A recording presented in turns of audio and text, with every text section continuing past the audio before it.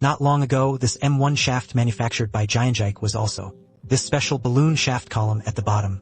After the release of Meisong's unique feel, still, most reviews are positive. Today is the M1 Switch version 22.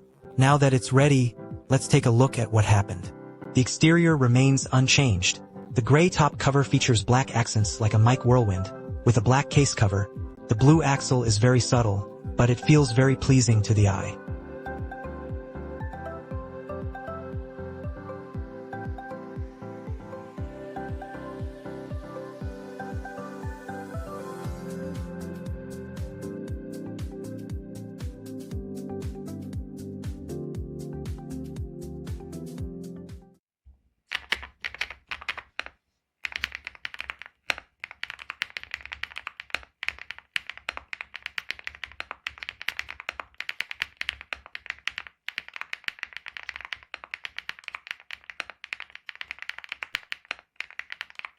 Recently, the most discussed topic about this Switch is whether the R2 version is different from the RE. Is it considered an upgrade? It really depends on the angle from which you start it. The main visible visual difference is the front. The old RE version of the bottom kernel uses B+ numeric characters. The new version is purely numerical. This is basically the only visible exterior difference. In terms of feel, it's better compared to the darker ones. First, the shaft stability is slightly tighter. But these differences are very limited. The bare darkness is almost imperceptible. No matter which version you choose, it offers a relatively comfortable feel. Next is the replacement of the spring piece. In version 21, when you hit rapidly in succession, you can feel a slight sense of movement from the shrapnel. The second version did improve a bit. Speaking of film talks, it's undeniable that the R version stabilization is indeed better than the R1. Many kits can handle this low latency mode. Next is the basebox spring of the Chongrun R1 version.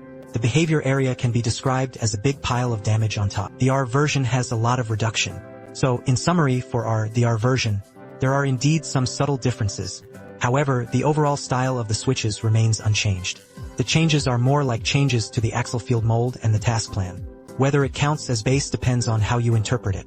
From the perspective of practical use, the RE version's spring stabilization is indeed poor. As long as the keyboard is in stabilization mode, it sends a signal first. If you try to shake it again, it's basically unusable. You need to set a fixed mode of shaking before sending before using it. Simply put, this means you can look at the keyboard's latency performance. If it's a pressing or lifting delay, the delay is about the same. Basically, you just send it before doing. If you lift it, the delay is much higher than when you press it. That is, the mode of posting first and then sending it. A typical example is that the EVO series keyboards all follow the Pioneer DO send mode. Therefore, it has very high compatibility with this switch. If you only want to collect or don't need low latency, RE and R can be said to be indistinguishable. Just one change on the court. The impact on the feel is minimal.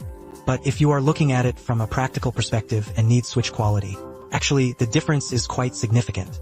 One is that it can't be used. One is usable. As for why this happened, then you have to ask the OEM what they think. The quality of the C surface has not been resolved, and then they made a whole meal and sold the goods. From this perspective, the regiment leader is also considered a victim. That said, this M1 switch optimizes the field occupancy scheme. Although the feel is a bit tight in the hand, but overall the range is still very smooth. Moreover, the shrapnel's movement during rapid and continuous strikes. The feel is indeed more comfortable in hand. This unique approach can also alleviate this to some extent. Recently, the issue of sword technique classes where people often get dumb is a problem. It's killing two birds with one stone.